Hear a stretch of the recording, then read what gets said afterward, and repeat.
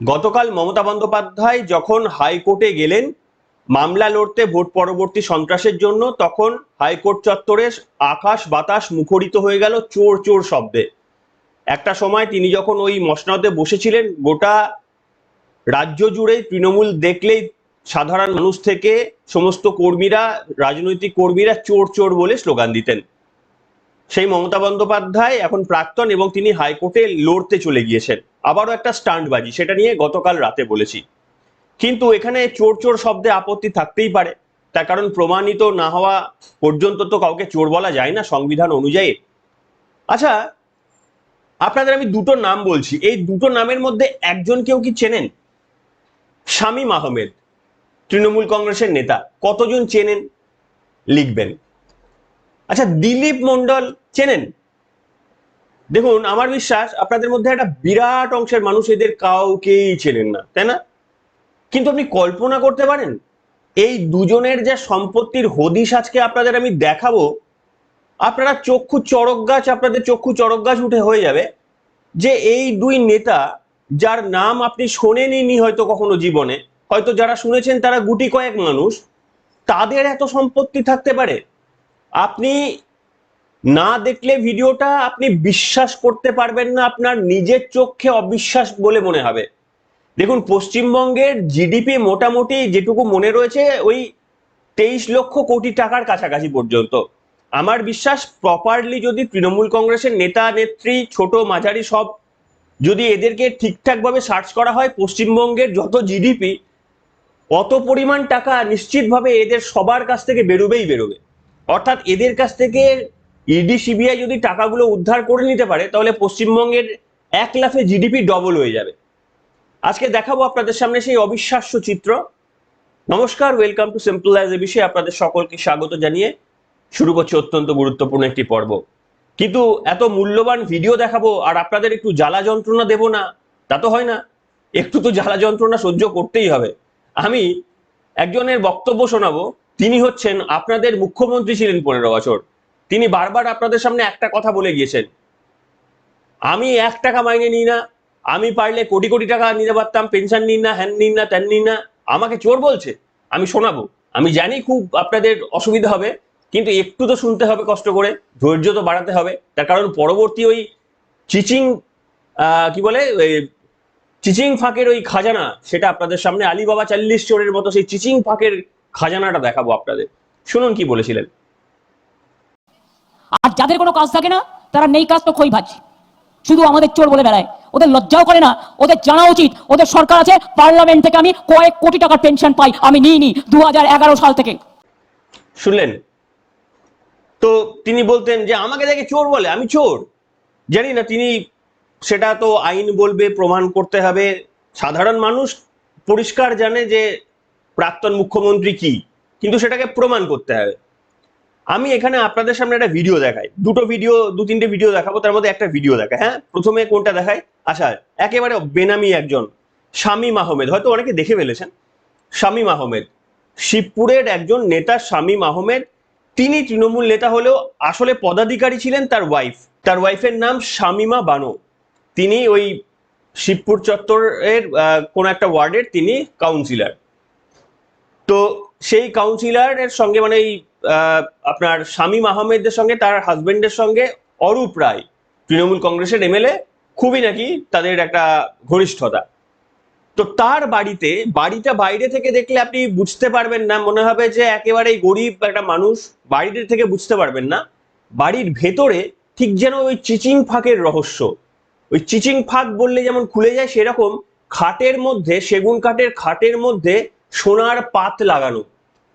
অন্তত যা রিপোর্ট এসেছে সেই বেসিসে বলছি, সংবাদ মাধ্যমে সোনার পাত লাগানো বিভিন্ন খাট, ফার্নিচার, দামি দামি বিভিন্ন রকমের আলমারি এই ওইতে সাজানো ভর্তি। এবং সেটা মানে সবসময় সিসিটিভি দ্বারা মনিটর করা হতো।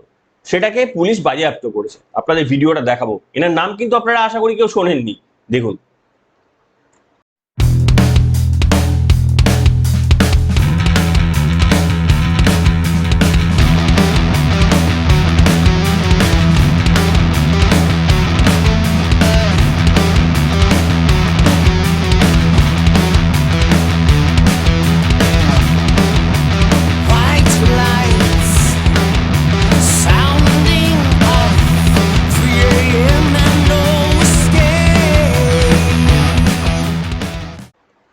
দেখলেন, এটা গেল একটা পুচকি নেতা, মানে তার ওয়াইফ কাউন্সিলরের হাজবেন্ডের সম্পত্তির হদিশ বললাম যে খাটের মধ্যে সোনার পাত লাগিয়ে রেখে দিয়েছে। সেটা আমি আপনাদের দেখিয়ে দিচ্ছি, একটা সংবাদ মাধ্যম টাইমস অফ ইন্ডিয়াতে দেখুন, সোনার পাতে মোড়া খাট, ফাঁদ দরজা যেভাবে পশ্চিমবঙ্গের পুলিশকে তৃণমূল নেতার গোপন বিলাসবহুল ফ্ল্যাটের সন্ধান দিল। ঠিক আছে, তো দেখতে পেলেন সোনার পাত দিয়ে লাগানো ফার্নিচার। এবার আপনি আপনার সামনে আর একজনের ভিডিও দেখায়, হ্যাঁ, সেটা হচ্ছে দিলীপ মণ্ডল। দিলীপ মণ্ডল হচ্ছে একটু ওর থেকে বড় নেতা, মানে বেশ বড় নেতা, কিন্তু হয়তো নাম শোনেননি, নাম শোনার প্রয়োজন নেই। দিলীপ মণ্ডলে কয়েকদিন আগেও থ্রেট দিচ্ছিল বিজেপি কর্মীদের। এজ হচ্ছে তৃণমূল কংগ্রেসের এমএলএ, সম্ভবত এবারেও জিতেছে, বিষ্ণুপুরের, দক্ষিণ চব্বিশ পরগনার বিষ্ণুপুরের এমএলএ, এবং এ একটা সময় রাজ্যের পরিবহন দপ্তরের মন্ত্রী পর্যন্ত ছিল। গতকাল এই লোকটির বাড়িতে, যিনি এমএলএ জনপ্রতিনিধি, সম্ভবত এবারেও জিতেছে, তার বাড়িতে গিয়ে কেন্দ্রীয় তদন্তকারী সংস্থা রেড করতে যায়। রেড করতে গিয়ে যেটা দেখতে পায়, যেটা আমি আপনাদের সামনে দেখাবো, আপনি নিজের চোখে কিন্তু বিশ্বাস করতে পারবেন না। ভিডিওটা প্রায় 2 মিনিটের ভিডিও, আমি বলবো একটু দেখবেন। এই ভিডিওটা আমি বলতে পারি আপনি দেখবেন, হয়তো কপিল সিব্বালরাও এই ধরনের বাড়ি বা বাংলো কিনতে পারেন কিনা, বা তাদেরও এই ধরনের বাড়ি বা বাংলোতে বাস করেন কিনা, সেটাও কিন্তু সন্দেহের। আপনারা শান্তিনিকেতন অভিষেক বন্দ্যোপাধ্যায়ের বলেন, আপনারা এই এই এই এই মানে এমএলএ এর তার বাড়ির ভিডিওটা একবার আপনারা দেখুন, দেখুন ভিডিওটা।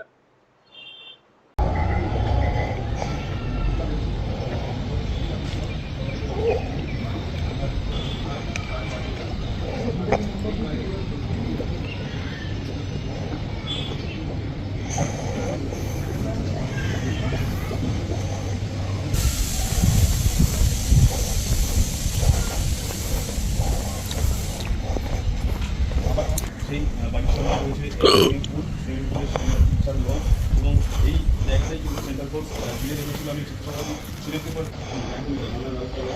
এই জায়গায় গাড়ি রয়েছে, এই জায়গায় একটি বৈঠকখানা যেমন পুকুর রয়েছে, প্রচুর পাখি রয়েছে এবং প্রচুর স্ট্যাচু রয়েছে। আসে যৌথ অভিযান চালায়। যদিও দিলীপ মণ্ডলকে পাওয়া যায়নি, তার ছেলের কাছ থেকে বয়ান রেকর্ড করা হয়েছে। গোটা ঘটনা হচ্ছে গত 3 দিন সমর্থকদের উদ্দেশ্যে হুমকি দিয়েছিল, সেই হুমকি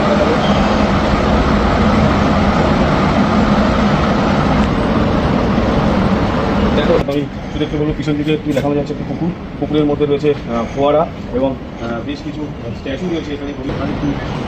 পানি রয়েছে।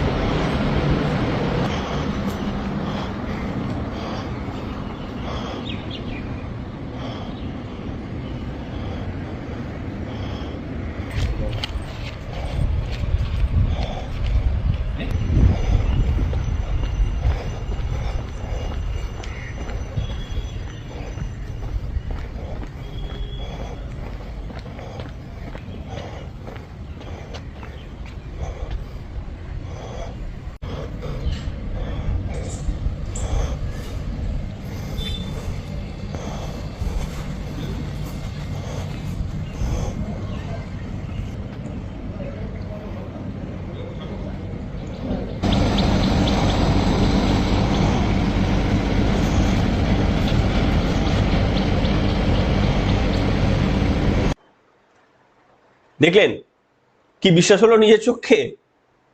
বিশ্বাস হলো একজন জনপ্রতিনিধির, মানে আপনি কোনো বিরাট বড় একটা, কি বলবো, রিসর্টের থেকেও, মানে ঝা চকচকে রিসর্ট বা বড় রিসর্টের থেকেও হার মানিয়ে যায় এই সমস্ত। এবং আমি আপনাদের বললাম যে যদি সঠিকভাবে আপনারা যদি গ্রাম পঞ্চায়েতের নেতাদের কাছেও যান, গ্রাম পঞ্চায়েতের প্রধানদের বাড়িতেও যান, তারা কোন কোন জায়গায় জমি কিনে রেখেছেন, তাদের কি কি সোনা গয়না কোথায় রেখেছেন, এগুলো যদি সমস্তটা মূল স্রোতে ফিরিয়ে আনেন, পশ্চিমবঙ্গের জিডিপিটা 1 লাফে ডবল হয়ে যাবে, 1 লাফে ডবল। বুঝতে পেরেছেন? এই হচ্ছে তৃণমূল কংগ্রেসের নেতা নেতৃত্ব। তাদের যিনি নেত্রী, তাদের যিনি আরাধ্য দেবতা বলে তারা মনে করেন, তার কারণ খুব স্বাভাবিক ব্যাপার, যার কল্যাণে, যার কৃপায় এই সমস্ত ধন দৌলত ভরে উঠেছে, তো স্বাভাবিক ব্যাপার সেই রাজনৈতিক দলটার বশ্যতা স্বীকার করবে, তাকে রাখতে চাইবে এই রাজ্যে, এটাই তো স্বাভাবিক। সেই মুখ্যমন্ত্রী, প্রাক্তন মুখ্যমন্ত্রী, তিনি যখন নিজে আবার ভোট পরবর্তী হিংসার জন্য লড়তে গেলেন, তাকে চোর চোর বলে ধ্বনিতে মুখরিত হয়ে গেল। একটা খুব সামান্য কয়েক সেকেন্ডের একটা দেখাবো এই প্রসঙ্গে, দেখুন।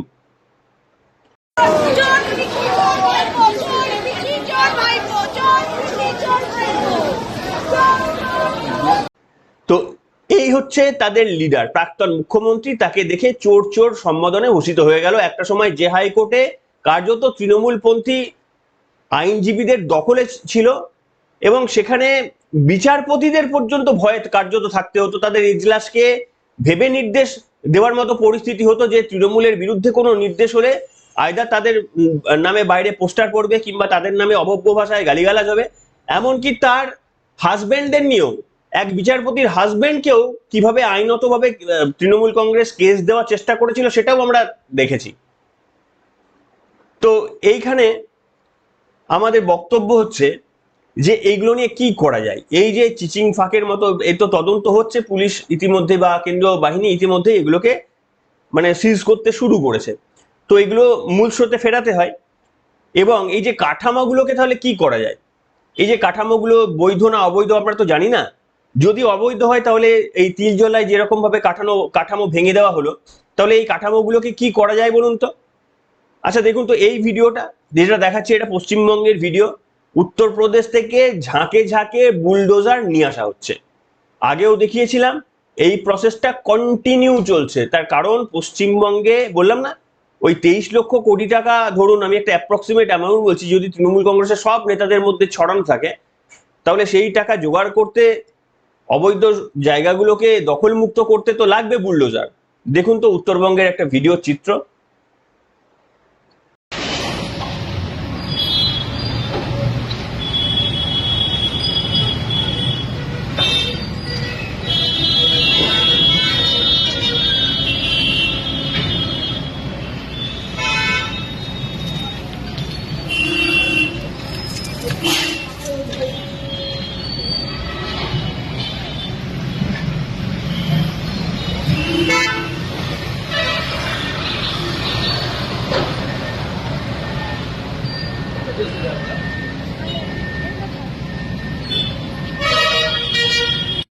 দেখলেন, এই ধরনের বুলডোজার উত্তরপ্রদেশ থেকে আনা হচ্ছে এবং এই বুলডোজারগুলো যথাযথভাবে ব্যবহার করা হচ্ছে।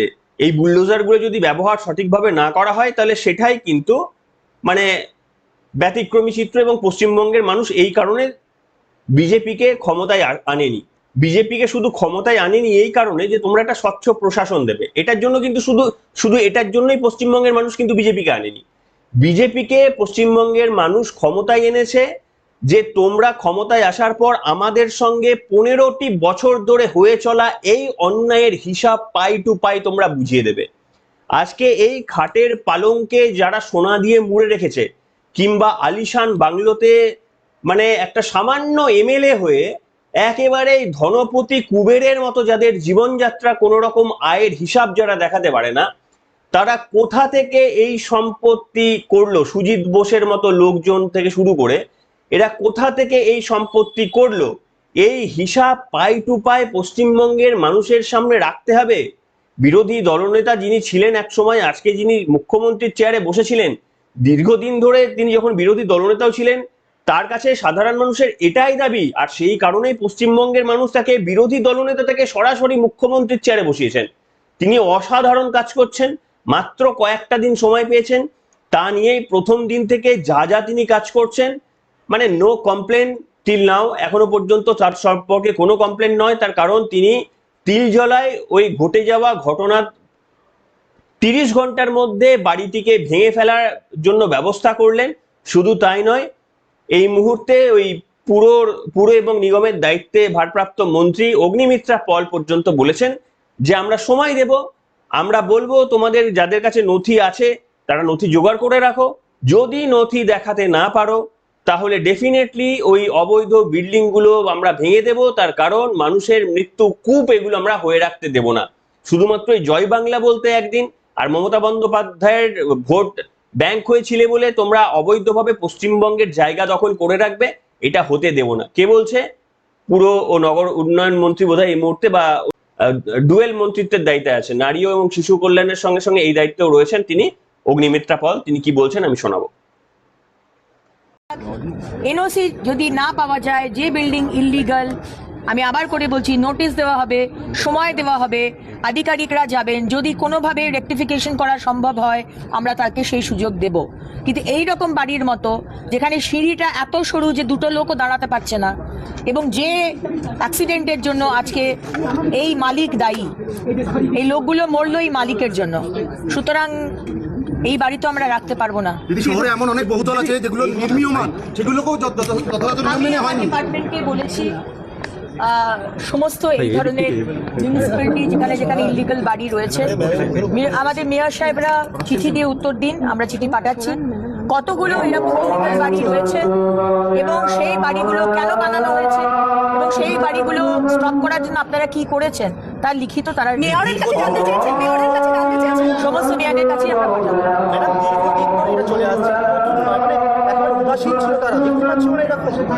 না, উদাসীনটা আসলে যখন টাকা চলে আসে তখন উদাসীন হয়ে যায়। আগের সরকাররা। শুনলেন? এবার আপনারা বলুন যে এই মুখ্যমন্ত্রী আপনাদের সামনে কতবার বলেছে যে আমি 1টি টাকা নিই না, আমি মানে আমার কিচ্ছু নেই, আমার তো কিছু নেই। আমি দেখুন একটা আমার মানে অনেক একটা চলতি কথা দেখছি বাজারে, বেশ চলতি কথা হয়ে গেছে, সেটা হচ্ছে দুর্নীতি করেছে অভিষেক বন্দ্যোপাধ্যায়, মমতা বন্দ্যোপাধ্যায় কিছু করেনি। আমি কিন্তু এটা সম্পূর্ণ উল্টো বিশ্বাস করি, হ্যাঁ, দুর্নীতির পরিমাণ যদি হিসাব করেন তাহলে হয়তো আপনারা যেটা বলছেন সেটা আগামী দিনে সত্যি প্রমাণ হলেও হতে পারে, যে অ্যামাউন্টে কে কত বেশি, তাহলে আপনারা যেটা বলছেন সেটা সত্যি প্রমাণ হলেও হতে পারে। কিন্তু আপনারা একটা জিনিস ভুল করছেন, সেটা হচ্ছে আজকে শুভেন্দু অধিকারী যদি সৎ হন তাহলে ওর আশপাশে কোনো এমএলএ এর ক্ষমতা নেই যে তারা কোনো বেআইনি কাজ করবে। আজকে শুভেন্দু অধিকারীর যিনি নেতা অমিত শাহ এবং নরেন্দ্র মোদী, তারা যদি সৎ হন তাহলে শুভেন্দু অধিকারী পর্যন্ত করাপশন করতে পারবেন না কোনোভাবে, মানে তিনি এমনিও করবেন না, আমি জাস্ট বলছি যে তিনি মানে যদি অন্য কোনো নামও দিই, তিনি করাপশন করতেই পারবেন না। তার কারণ তাদের মাথার ওপর যারা বসে রয়েছে, এই 15টি বছরে বিরোধীরা শত চেষ্টা করেও সুপ্রিম কোর্টে আপ্রাণ লড়েও একটা অভিযোগের প্রমাণ করতে পারেনি, এবং অভিযোগই এখন অভিযোগ আনাটাই ছেড়ে দিয়েছে, অভিযোগও পর্যন্ত আনতে পারে না। এইরকম স্বচ্ছভাবে প্রশাসন চালায়, ঠিক আছে? তো সেই কারণেই আমি বলছি, নরেন্দ্র মোদী ধরুন করাপ্টেড যদি নেতা হতো, তাহলে নরেন্দ্র মোদীকে দেখে সবাই ইন্সপায়ার্ড হতো। শুভেন্দু অধিকারী যদি একজন করাপ্টেড নেতা হতো তাহলে তার এমএলএ, তারপরে তার এই সমস্ত নেতা যারা রয়েছে, মাঝারি ছোট বড় যারা রয়েছে, সবাই কি করতো? ওই লাইনেই হাঁটতো। সেই কারণেই যারা শুধুমাত্র ওই অভিষেক বন্দ্যোপাধ্যায়ের বাড়ির সামনে গিয়ে চিৎকার চেল্লামিল্লি করছেন, আমার একেবারেই উল্টো মতামত। ক্ষমতা বা মুখ্যমন্ত্রীর দায়িত্বে ছিলেন তিনি, সাংবিধানিক অধিকার ছিল তার, রাজনৈতিক দলটা তিনি তৈরি করেছিলেন। মমতা বন্দ্যোপাধ্যায় এমনি যদি সরে যেতেন তৃণমূল কংগ্রেসের অস্তিত্ব থাকতো না, তার সিদ্ধান্তের ওই সবকিছু হয়েছে, তিনিই সিদ্ধান্ত নিয়েছেন। তো মমতা বন্দ্যোপাধ্যায়কে এখানে যারা বেনিফিট অফ ডাউট দিয়ে বাঁচানোর চেষ্টা করছেন, আমি কিন্তু তাদের দলে পড়ি না। তার কারণ তার প্রত্যেকটি সবথেকে মানে ব্যাপার হচ্ছে, দেখবেন শুভেন্দু অধিকারীকে কোনোদিন ওই চটির মধ্যে সেফটি পিন দিয়ে হাঁটতে দেখবেন না, তার কারণ তার প্রয়োজন হবে না। বুদ্ধদেব বাবুকে কোনোদিন দেখেননি ধুতের মধ্যে সেফটি পিন দিয়ে হাঁটতে, তার কারণ বুদ্ধবাবুর ধুতিরই সাদা পড়তেন, বাড়ির মধ্যেও ওই যে ফ্ল্যাটে থাকতেন সেখানেও কিন্তু কোনো দুর্নীতির দাগও ছিল না। আর যারা দুর্নীতি করে তারা মানুষকে ইচ্ছাকৃতভাবে ভুল বোঝানোর জন্য তারা কিন্তু ওই হাওয়াই চটি, তারা ওই রকম একটা নর্মাল একটা শাড়ি, যেটা হয়তো 200 টাকায় শাড়িটা পাওয়া যায়, ঠিক আছে, এই রকম ভাবে তাদের জীবনযাপন করে আসলে আপনাদের বোকা বানানোর চেষ্টা করে এসেছে। এবং আপনাদের মধ্যে মানে সচেতন যারা সিম্পল অ্যাজ এবিসির যারা শ্রোতা, তারা তো বোকা হন না। তার কারণ সেই কারণেই আমরা অ্যাওয়ার করে এসেছি দীর্ঘ 9টা বছর ধরে, 8-9টা বছর ধরে আপনাদের আমরা অ্যাওয়ার করে গিয়েছি। কিন্তু যারা ওই জয় বাংলা বাহিনী, তারা যে সবাই যে ওই তৃণমূলের মতো শিখে যে পয়সা লুটেছে এমন তো নয়। কেউ ওই মানে স্কুলের গন্ডি পেরিয়ে কলেজে গেছে, সেখানে ওই কিছু একটা করতে হবে, জয় বাংলা বলে মমতা বন্দ্যোপাধ্যায়ের নাম এবং স্তুতি গেয়েছেন। তাদেরকে আমার বক্তব্য যে প্রধান যদি কোনো অপরাধী হয়ে থাকে তাহলে ডেফিনেটলি সেটা মমতা বন্দ্যোপাধ্যায়। এই পুরো ঘটনার জন্য দায় এবং দায়িত্ব মমতা বন্দ্যোপাধ্যায়ের, তার কারণ তিনি সাংবিধানিক পদে ছিলেন, দায়িত্বটা ছিল তার সব থেকে বেশি। মুখ্যমন্ত্রী হিসাবে অভিষেক বন্দ্যোপাধ্যায় বসেননি, অলিখিত মুখ্যমন্ত্রী ছিলেন। সেটা মমতা, সেটাও যদি ভুল হয়ে থাকে কারুর, সেটাও মমতা বন্দ্যোপাধ্যায়ের ভুল। তাকে যদি অলিখিতভাবে মুখ্যমন্ত্রী, বকলমে মুখ্যমন্ত্রী তিনি হয়ে থাকেন, তার হাতেই যদি পুলিশের নিয়ন্ত্রণ থাকে, তাহলে সেই ভুলটাও মমতা বন্দ্যোপাধ্যায়ের ভুল। সেই কারণে দয়া করে অভিষেক বন্দ্যোপাধ্যায় যা করেছেন সেটা তো অনির্বচনীয়, সেটা তো ছেড়েই দিলাম, কিন্তু এটার বলে আপনারা মমতা বন্দ্যোপাধ্যায়ের দোষটাকে যারা কম করার চেষ্টা করছেন, আমি তাদের দলে পড়লাম না। আপনারা কি সহমত আমার সঙ্গে? লিখে জানান আজকের এই পর্বে। আর এই যে তৃণমূল কংগ্রেসের চিচিং ফাঁকের গল্প, আপনারা কি কল্পনা করতে পারেন কোন রাজনৈতিক দল, শীষমহল আমরা কেজরিওয়ালের মুখ্যমন্ত্রীর বাড়িতে দেখেছি, এ তো একটা এমএলএ এর কাছে তার থেকে বেশি বড় শীষমহল দেখতে পাচ্ছি আমরা। এইটা হচ্ছে তৃণমূল কংগ্রেসের করাপশনের লেভেল। এরা আবার মুখে এখনো সততার কথা বলছে আমরা মানুষকে বাঁচাতে চাই বলে, এখনো নাকি এরা আবার আন্দোলনের নামে রাস্তায় নামছে। বলুন আপনারাই কমেন্ট করুন। সবাই ভালো থাকবেন, এখনকার মতো এখানে।